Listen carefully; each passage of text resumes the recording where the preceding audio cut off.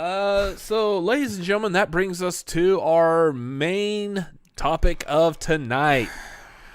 That's right. This past Friday, Amazon Prime has released the sequel to Borat Subsequent Moviefilm. Wonderful. Do you like that? No. Wow, it's very nice. You really went for it there, didn't you? Absolutely. Why not? Those listening on audio, be grateful.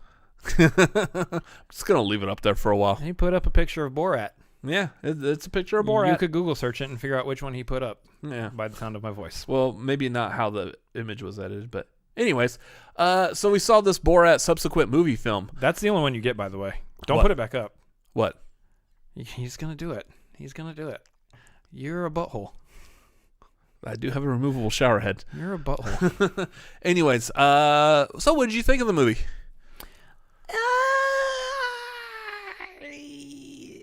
For me, it's more of the same of like the first one, which I think there's definitely a lot of good humor in it. But these aren't necessarily my types of movies because they're like hyper political, and I'm not like hyper political with this kind of stuff. The first one, I don't know if it was. The first one really wasn't that hyper political. It was more just. It was more just a prank kind of thing. This one was more aimed towards the current election. This one was 100% political. Yeah. The other one was more of a socio-political. Yeah, just people and stuff. This one, it really was. I mean, everybody knows a lot of the scenes that appear in this movie, so they showed a lot of them in the trailer and what have you. Well, by the way, we don't want to spoil it though. So. Yeah, we're not spoiling anything. I will say this: there's definitely parts of this movie that I absolutely 100% enjoyed. There was some really good funny scenes, like some of the stuff that they did throughout the movie. Some of the ins and outs of like the little pranks and whatnot were pretty funny. But I would say largely the thing that gets me most on the movie is the storyline between Borat and his daughter. Yeah, there's actually a really good, endearing storyline there, which you don't expect in this kind of a movie. No. Especially if you've seen the first one. There's no way you expect there to be some kind of like father-daughter endearing storyline present, but there is, and it's very touching, honestly. Especially how it relates to like the socio-political landscape of women's rights and all of that stuff.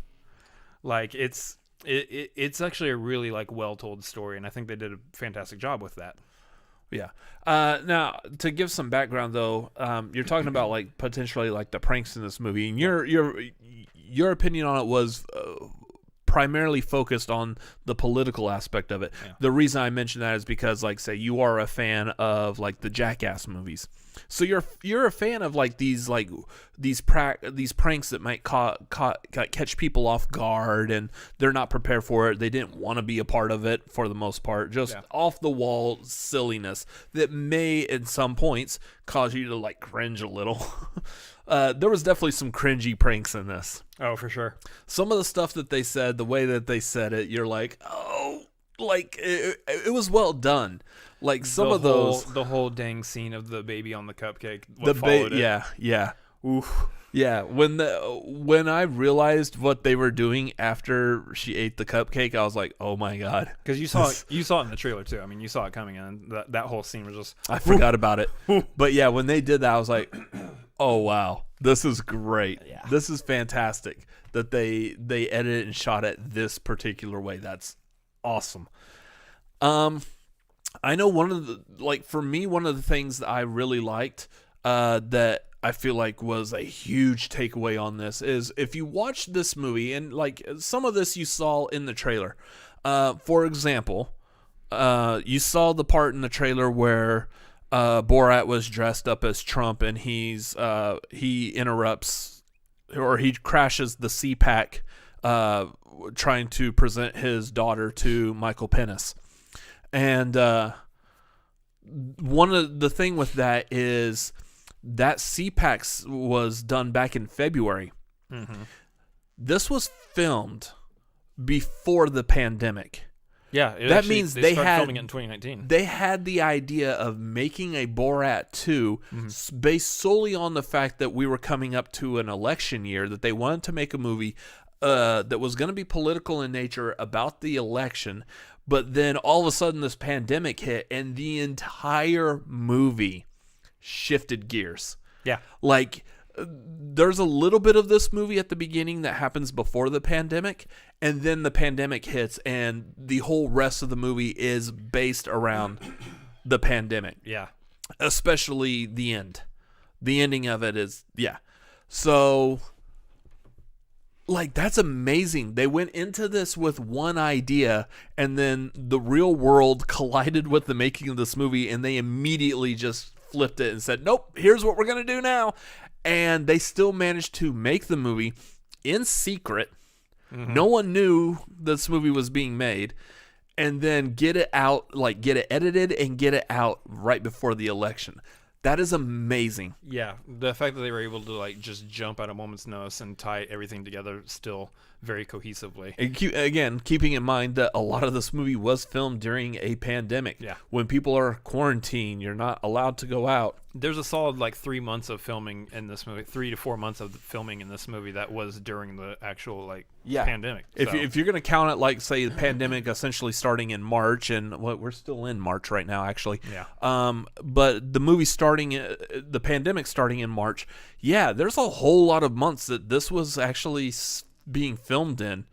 The scene with Rudy Giuliani was like back in, I believe July. I believe they reported that was like July. Yeah. So it's just amazing that they managed to get this done that quick in a pandemic under quarantine, essentially, for some of it. Especially because like we only first heard about this movie like last month.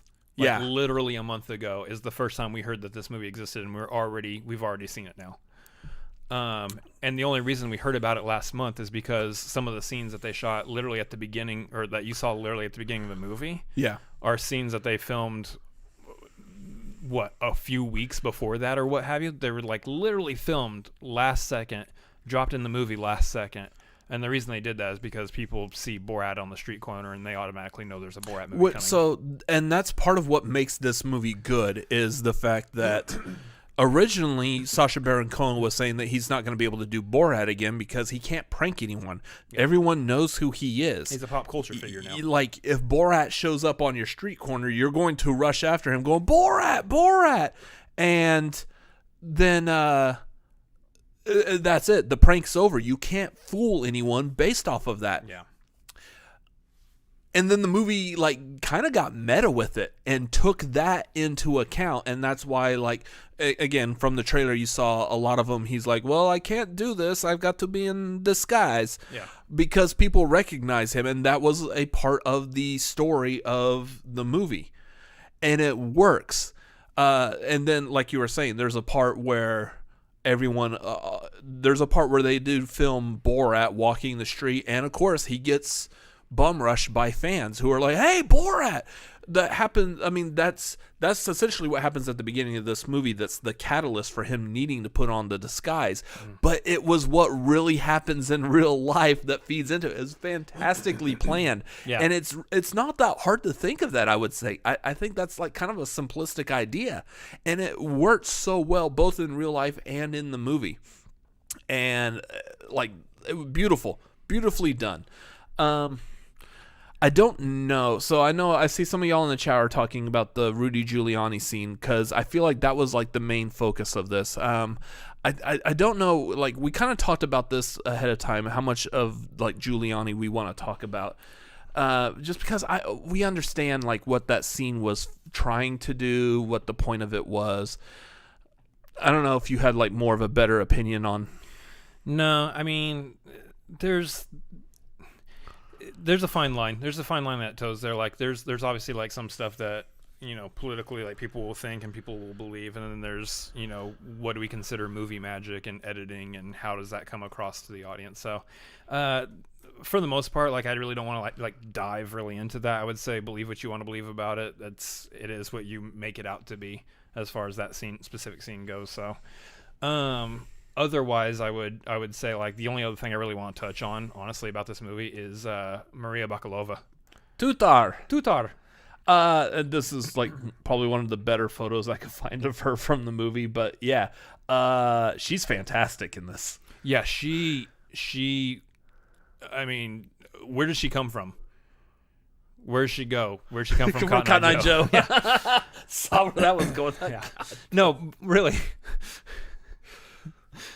If it hadn't been forgotten, how Joe. No, but really, where did she come from? Did you try to singing that like as Borat?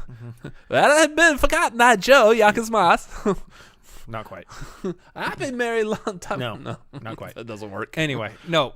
I'll perfect that by next week. The question is, they're like, she like came out of nowhere. I don't. Pretty sure she came from her parents, but okay, genius. As an actor, I don't know what else she has done, if anything. I mean, I know I could literally look it up right here on IMDb, but I don't think. I think this is like a fresh face starring role for her here. So take into account again, we were talking about the fact that there was a lot of like meta filming in this.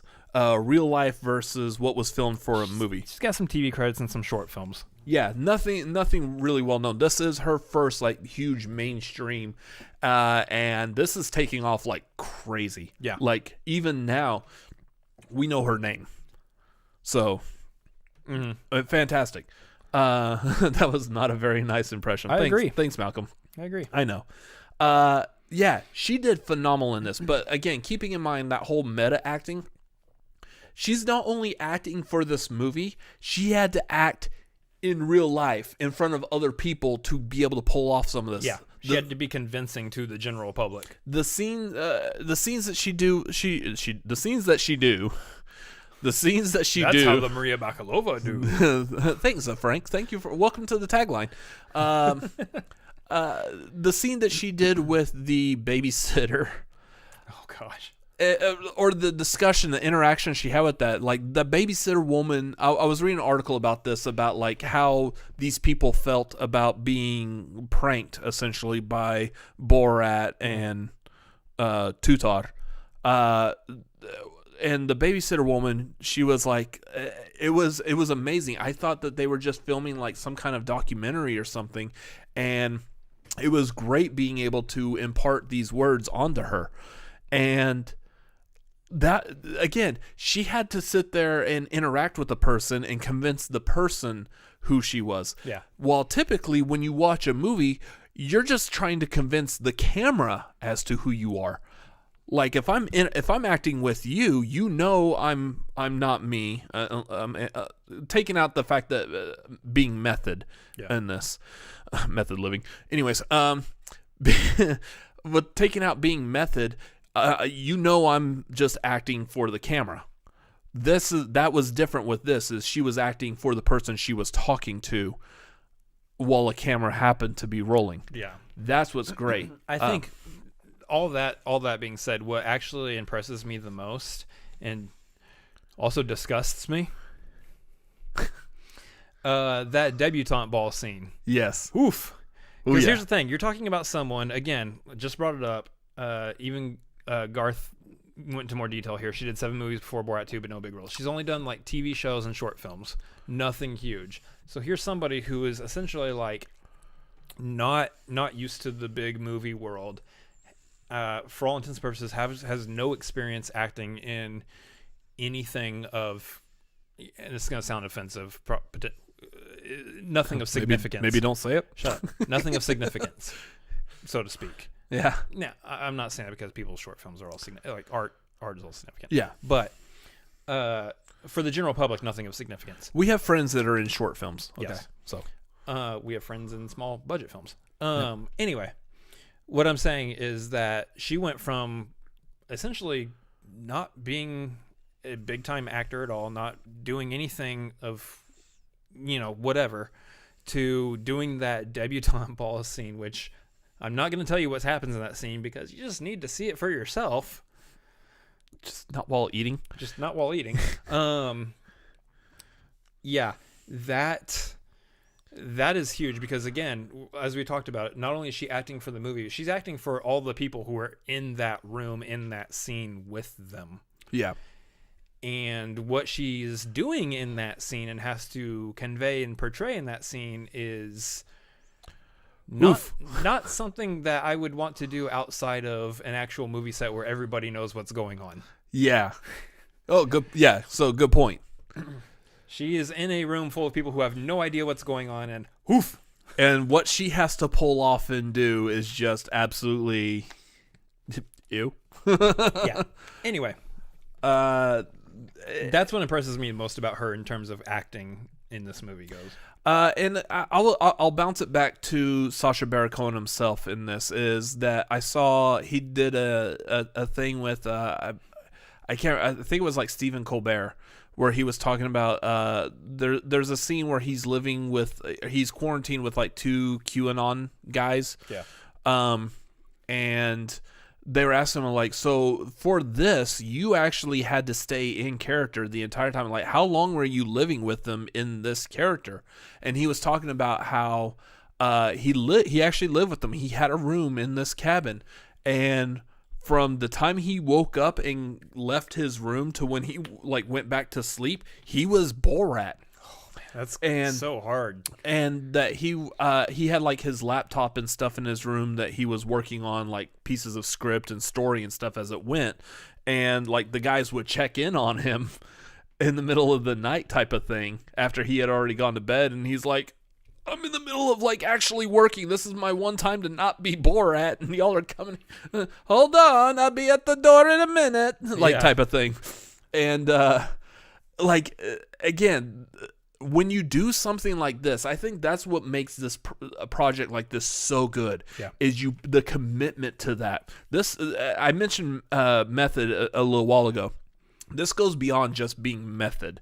This actually is people who are method just try to act like their character on set, and like even when the camera's not rolling, this person actually has to act like that when cameras aren't rolling. Literally has to forget that who he is as a human being and actually become a completely different human being. Which, here's the thing, like those of us, we all have like our own like little stuff that we do. There's stuff that I do that I don't even realize I'm doing.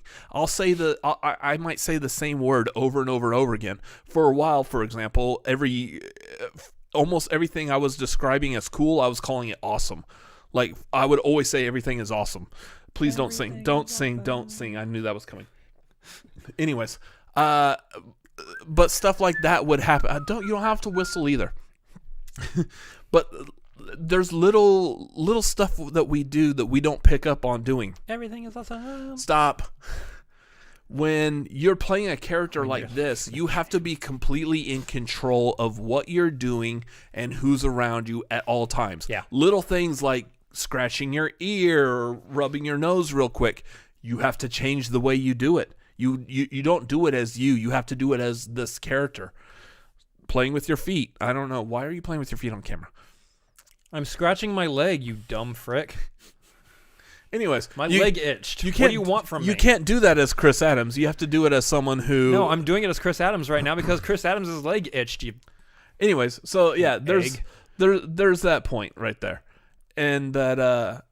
I think it was very well put together. Yeah. Overall, I do think that this movie was probably a little more... it was a little more theatrical than the original. It was much more cinematic, for sure. Yeah. There was more of a... There's a cinematic story to it and cinematic shots that don't feel like a prank movie. It feels like an actual movie at times. This was more of a fictitious story. It had a major fictitious story thread that ran throughout the whole movie. Especially once the coronavirus stuff started taking over. Yeah. While like in the original, the whole point was that Borat just wanted to marry Pamela Anderson. Yeah. And everything else was just thrown in on the way to California to meet Pamela Anderson, or however. Yeah. This one actually, like, there was specific reasons why they were stopping and doing these interviews and these little side things. They actually had a point in the overall story of the movie. Yeah. So, yeah, I like this movie. I thought it was very well done. I'm trying to see where's my... It's under the Joker poster. Ultimately, here's the thing about this. I probably will not watch it again. Because I think this is one of those movies, at least for me specifically, like I know people other people might be different. They might feel inclined to watch any Borat stuff multiple times because they just like the character of Borat and what Sacha Baron Cohen does with it. Mm-hmm. For me, it's watch it. All right, I've seen it. It's not a movie I really feel drawn to ever have to watch again. And there's a few of those movies out there. There's definitely some of those movies that... Have you watched the first Borat multiple times? No, I've only seen the first Borat once too. Okay. So, the first Borat though is one I'd be more inclined to watch the first Borat again, whereas I'm not really inclined to watch this one again. Despite the fact that, like I said earlier, it does have a good like redeeming storyline to it in terms of like the father-daughter relationship that appears in the movie. But other than that, yeah, I mean it's all right. I'd probably give it like a 6.5 out of 10, whatever. I mean, we can't. Thought we were doing it out of 5, but whatever. No, we're doing it out of 10. Oh, okay. We always do it out of 10. We haven't reviewed a movie for so long, I forgot how we review a movie. Exactly. Typically we would have like some kind of like funny. We decided to have some kind of like funny whatever. I give it a 1. Robert Adams with his social media underneath his name. Exactly. Just pretend that one Robert Adams represents multiple. Yeah. I give it a solid like 6.5 out of 10 probably. It's got a good storyline, some good comedic elements, but for the most part, it's not necessarily my movie. Yeah. For me, if we're doing it out of 10, I guess that means that I will rate this one a solid 7. I thought it was very well done. There's a couple of parts on there that I could have my own opinions of how stuff went, and like, Yeah. I feel like some of it just kind of like lost what it was trying to do, and it became more about being a public circus than it did becoming a part of the story. But that aside, I thought the storyline of the entire movie as a whole was very well done, especially, again, going back to the fact that they already had planned to do a Borat 2, and then they had to change this movie on the fly when the pandemic hit. That's amazing. Essentially, as far as I know, also, this is like the first, I guess, pandemic movie. I don't know if anyone else knows anything. Feel free to correct me in the chat if y'all happen to know, but I believe this might be the first movie that has the pandemic involved. That has come out, I believe so. I think there's definitely some other movies that are in the works right now. I mean, first major like studio release essentially. Yeah. There's definitely been like other like short films that I'm sure people have like put together and what have you, and there's definitely other movies on the way that touch on and talk about it, but for the most part I think this is the first like major studio release that has anything to do with the pandemic at all. Nomadic Brian, first Borat movie, very funny, but need much Clorox to wash eyes when naked fat man wrestles. Yeah, it's true. We didn't get that in this movie, and oh darn, I'm so missing that. Well, you didn't effectively get it in this movie. There's definitely allusions to it. Yeah. Anyways, I give it 7 out of 10. I thought it was pretty good. So I guess we could effectively say, given that ranking, that this movie was... Wow, it's very nice. So therefore, answering the question that's on our thumbnail for this episode tonight... Is it very nice? Is very nice. I'm not going to turn upside down because that would hurt me. Yeah, blood rushing to your head and all the vertigo and everything. Yeah, so let's not do that. Wow, it's very dizzy. Anyways, so that's going to do it for the review of our review of Borat Subsequent Moviefilm. I love saying that title and not in his accent. We've watched Borat Subsequent Moviefilm. Because it sounds utterly ridiculous. Yeah. So that's what I was telling my coworkers. By the way, I saw Borat Subsequent Moviefilm. Wait, what? Why didn't you just call it Borat 2? Because its actual title is Borat Subsequent Moviefilm. Well, actually, its title is like 3 or 4 different titles, so whatever. Something about a pornographic monkey. Oh, that's right. That was one of the titles at one point. And now that makes sense. Yeah, having seen the movie, it makes sense. Yeah. Anyways, I feel like that's Malcolm saying, I'm surprised that we didn't get a cameo from Ken Davadian in this movie, who was Azamat. Technically, we did get a cameo. Not sort of. Not really. I didn't recognize him though, so I didn't either, and thank God. Anyways, yeah, I highly recommend watching that. But yeah,